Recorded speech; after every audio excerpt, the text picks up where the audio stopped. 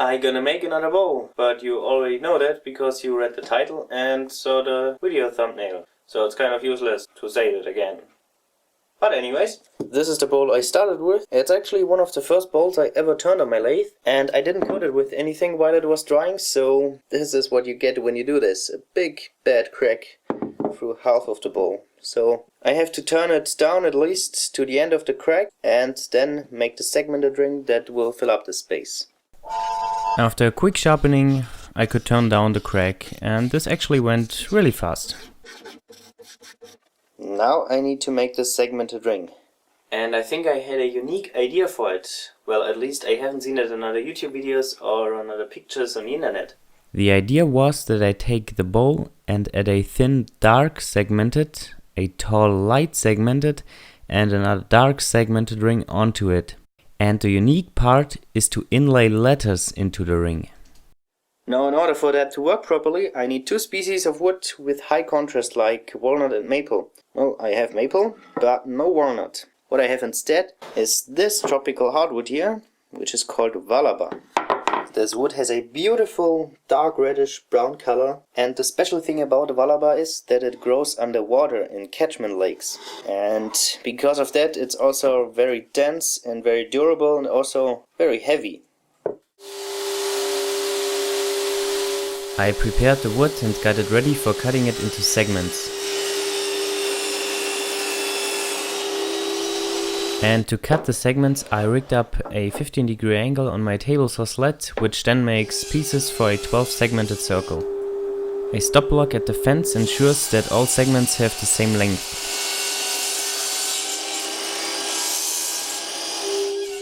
After one cut, I turn a piece over, cut again, and so on until I have enough segments. Here are all the pieces, and I also made some more in case I mess up when I put in the letters. And now to make the other two rings, I need to resaw some sticks from this wood. I used the same angle setup for them, only the segment sizes changes slightly. Then sanding away the burr left from the saw, and a test assembly. As usual, the angles aren't perfect, so I only glue up both halves. And a hose clamp is perfect for this kind of glue up.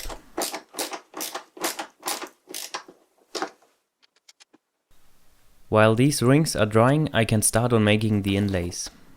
Now how does it work? Here's an example. This piece is the main piece, and this is the piece that I want to make the inlay out of. Now I just made a simple circle, and now I cut it out with a slight angle, about 1 or 2 degrees. And when it's cut out, it's slightly conical and should drop into the main piece and fit there tight. I can remove this piece, and I'm left with this conical plug. And if I line it up correctly, it fits. And I just have to do this with the actual pieces and stencils with the letters. The only problem is, because I need to cut this thickness on a scroll saw, I will probably lose some blades, so I bought a whole set of blades just for that. Of course, I made a couple of tests at first. I cut out an E with a normal straight blade, but because of the thickness and the grain, the blade just couldn't cut straight. It bowed and cut anywhere but not straight as it should. But then I thought I could use a blade that cuts in every direction. And these blades aren't affected by the grain because all the grain which might pushes it to a side, it just cuts it away. So I did this, and here's the result. Perfect fit.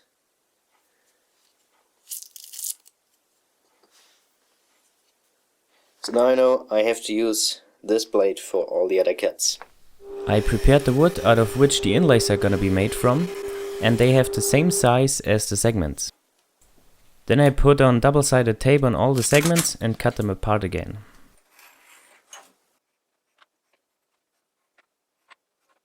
Here I have the stencils, and I made enough in case I had to test a little bit more.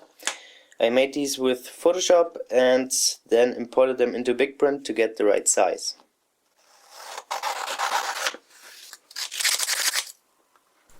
I marked the area in which the letters should be and glued them on centered in that area with glue stick.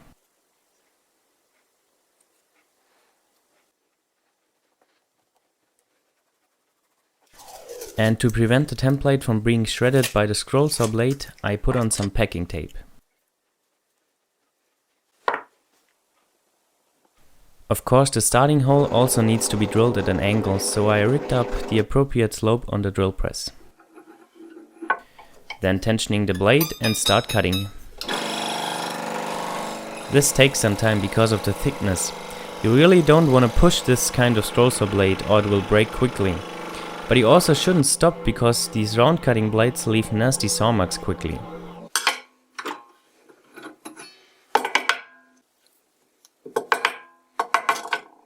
Now you can see that the whole letter is conical, which is good. Time for a test fit.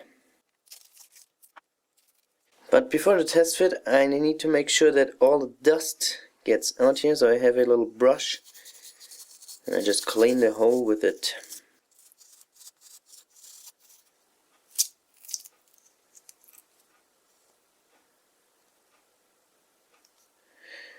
And a nice fit. Just what I was aiming for. I just had to do this 8 times again, and because of cutting these little but thick pieces on the scroll saw, my hands began to hurt because I constantly had to press down.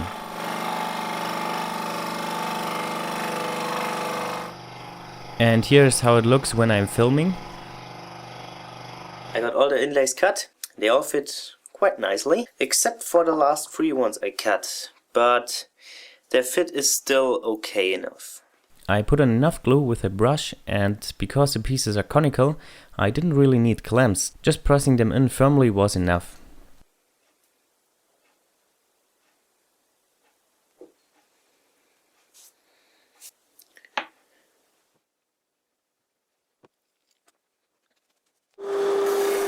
While these pieces are drying, I sanded the other ring hulls parallel to each other. Then the error in the angles is gone and I can glue them back together again.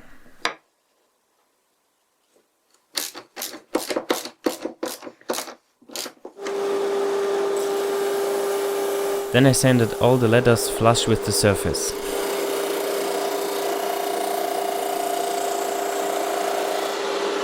And cleaning the sanding disc with a big piece of rubber.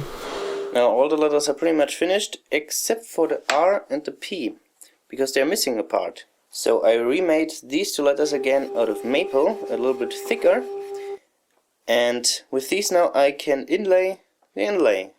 Yeah.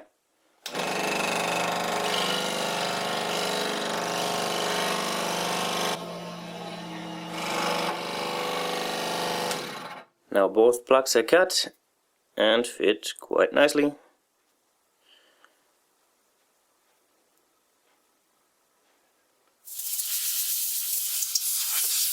The inlays are glued in and sanded flush, and I highlighted all the imperfections of the letters with compressed air, such like the starting holes for the scroll saw blade, and now I fill them with a mixture of glue and some of this dark sawdust I captured. You could call this the poor man's wood filler, but it's cheap, easy to make and cures. And then I glued the ring together, but with 2 hose clamps this time.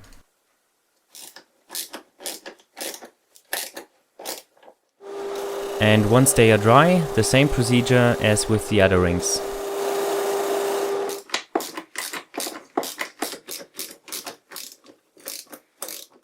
The segmented rings are now pretty much ready for glue up, but I run into a major problem.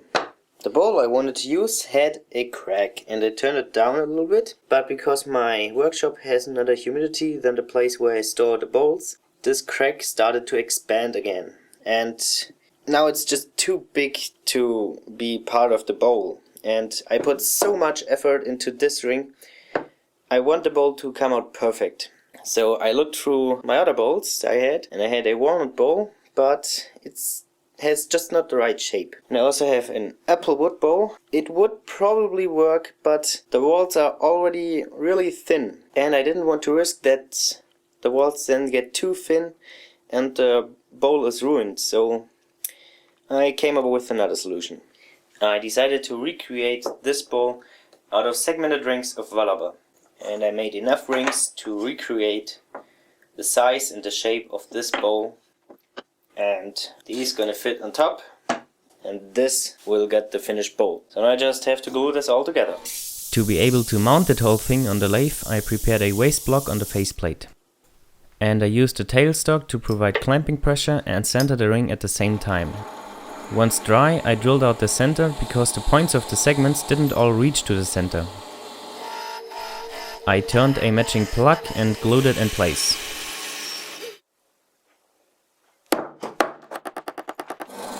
Then I cut off the excess and turned and sanded the surface flush.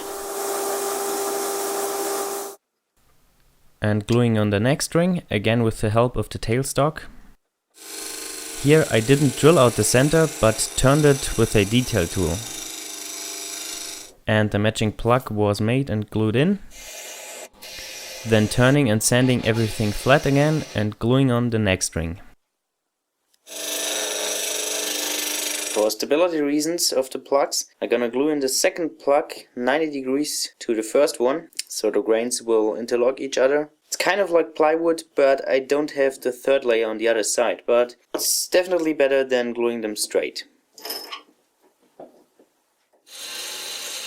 I really liked using the lathe as the clamp. Everything is just solid and nothing can slide around during the glue up. Now before I'm gonna glue on the pattern ring, I'm gonna turn the inside a little bit because it's much easier to do this now when I can reach in there easily.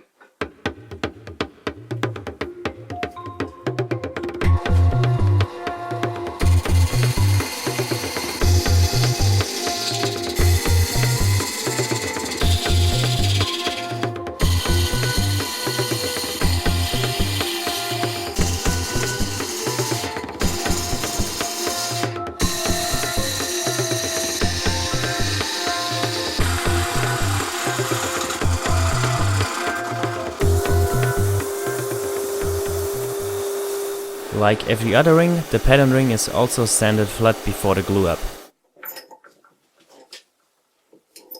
The bowl is now fully glued up and ready for turning. It was really well balanced, so I could work at about 1500 RPM.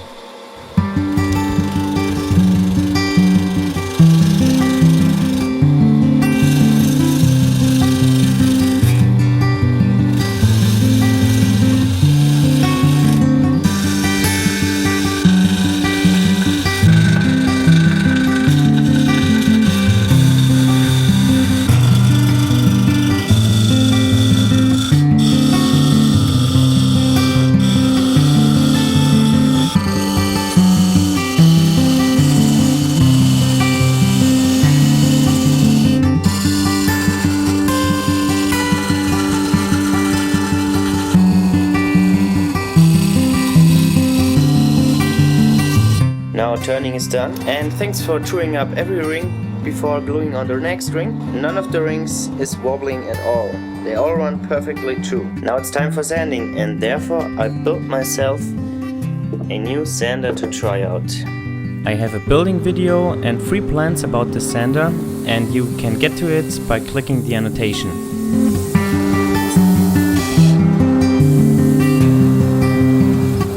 After sanding up to 1200 grit, I cleaned the surfaces with alcohol. That also raised the grain, and I could sand that again with 1200 grit paper.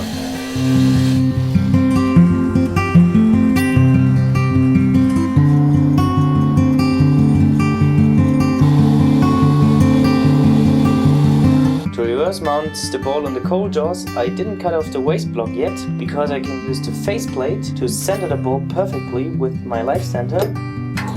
And now the ball runs really true.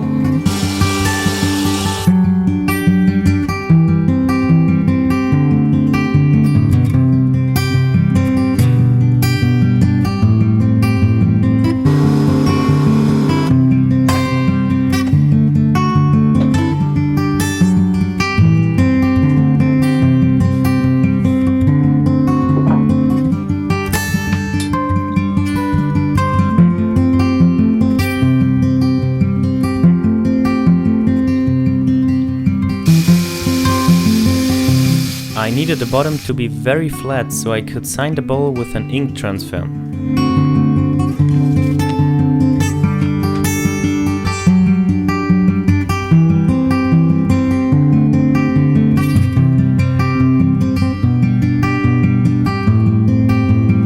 I think it came out beautiful. This will be a very nice birthday present.